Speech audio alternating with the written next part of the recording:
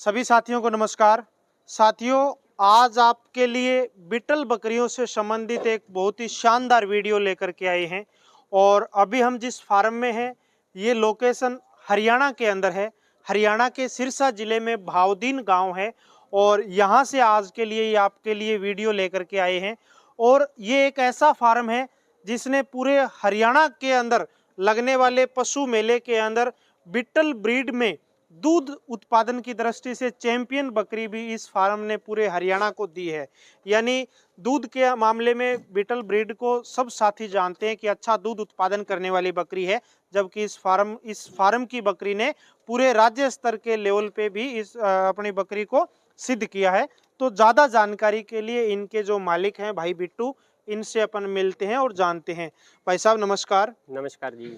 एक बार आपका छोटा सा परिचय दीजिए और आप बताइए कि आपकी ये कौन सी लोकेशन है, कहाँ पे आपका फार्म है।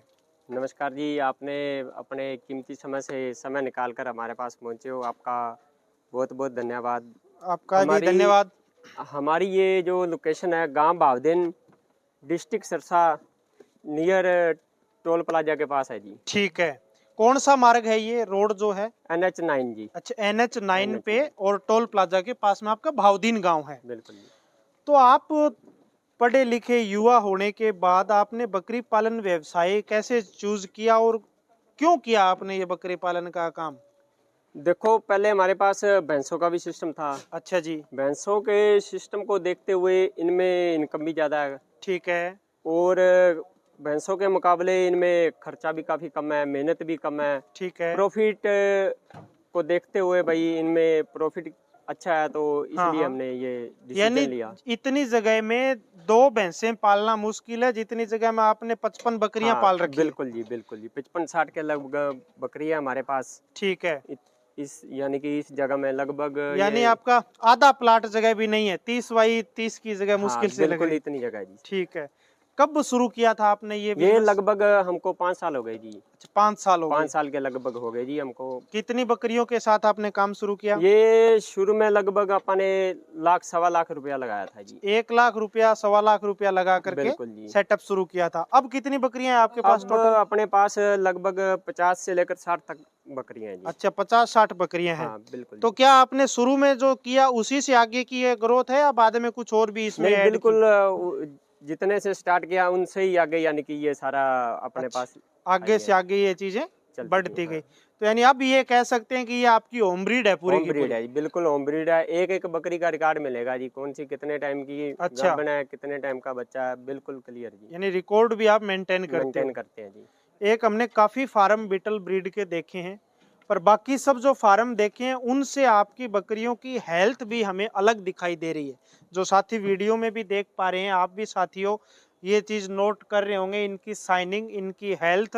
इनका जो स्वास्थ्य है वो अच्छा है। इसके पीछे क्या रीजन है?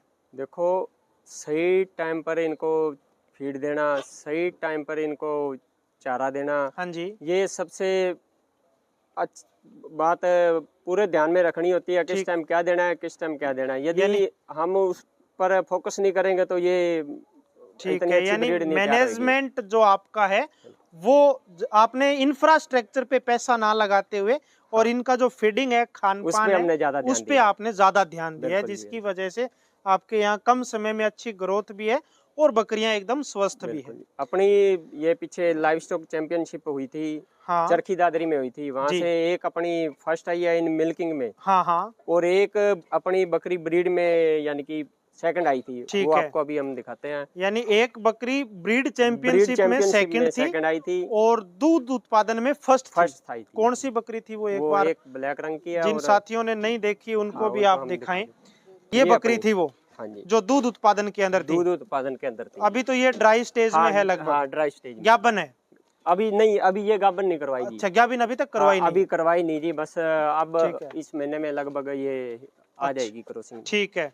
तो इसके बच्चे भी आए हैं क्या अभी दूध पे इस बकरी के? हाँ, इस बच्चे इसके आए थे जी। हाँ, इसके उस टाइम एक बच्चा था जी, वो तो अब रहा नहीं जी। अच्छा अच्छा, वो उसके ना कुछ दिक्कत हो गई थी इसलिए।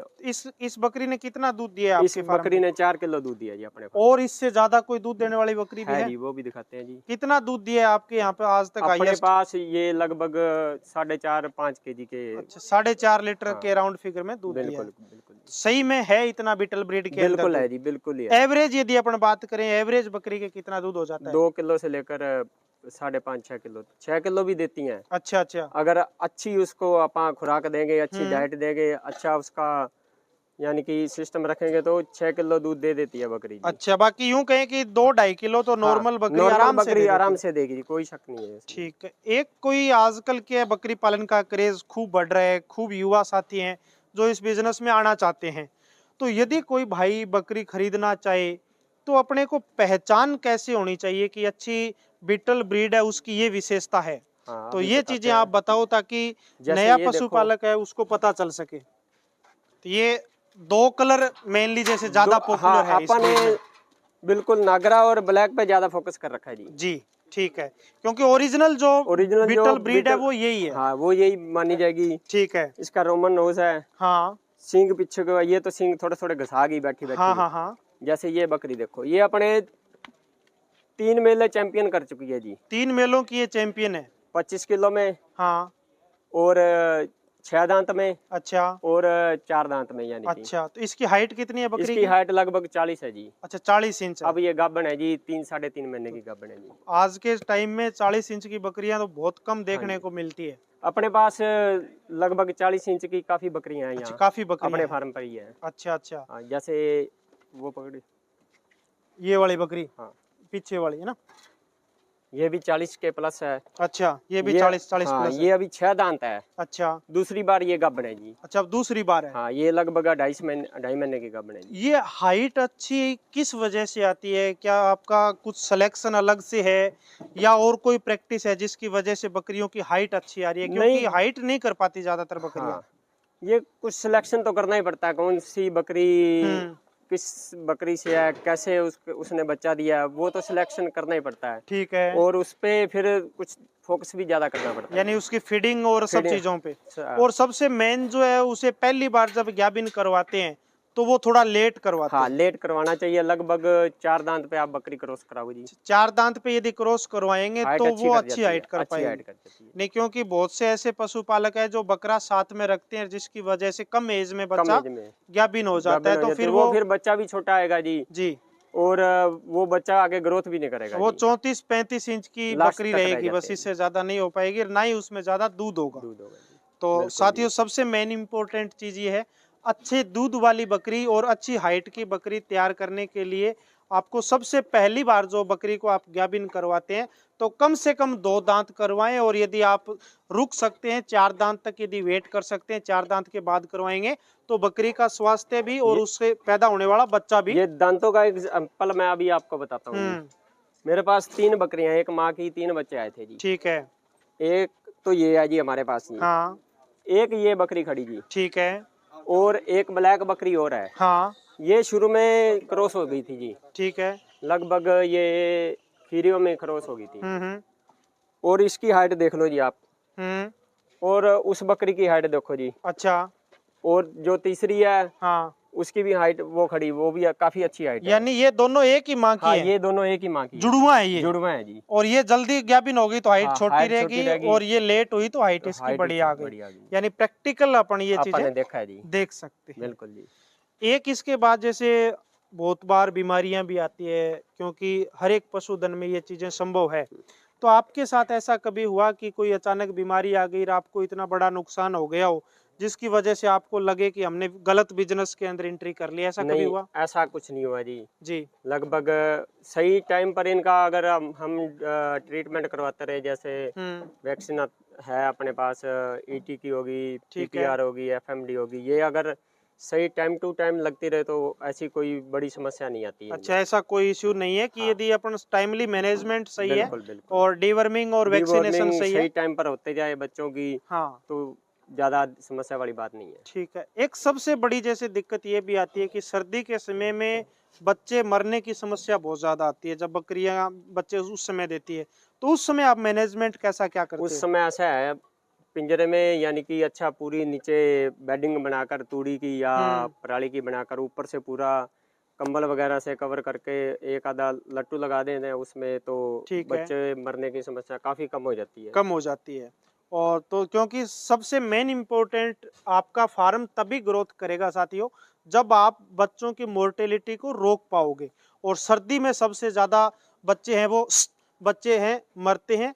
तो सर्दी में बच्चों का बचाव यदि आपने कर लिया या बारिश के सीजन में बच्चों का बचाव कर लिया तो आपका फार्म है वो 80% सक्सेस उसी जगह हो जाता है आराम से। और कोई नई जानकारी आप क्या देना चाहोगे जो हमारे दर्शक साथी हैं? ये हमारे जो जैसे नए बच्चे हाँ इस सीजन के आए हैं, ये हमारे पास एक ब्रीडर और भी है। अच्छा, वो कहीं गया हुआ है रिश्तेदारी में। ठीक है। ये उसके बच्चे, ये देखो ये लगभग 4.5-5 महीने के, 4.5-5 महीने का, बिल्कुल जी। जबकि इसका मेरे ख्याल से आराम से 25 किलो के करीब वजन होगा। वेट होगा जी। काफी अच्छी लेंथ है। हाँ। काफी अच्छा नाक है। ठीक है। सींग देखो, कानों की सारी चीजें बिल्कुल एकदम क्वालिटी वाली, बिल्कुल क्वालिटी वाली है जी।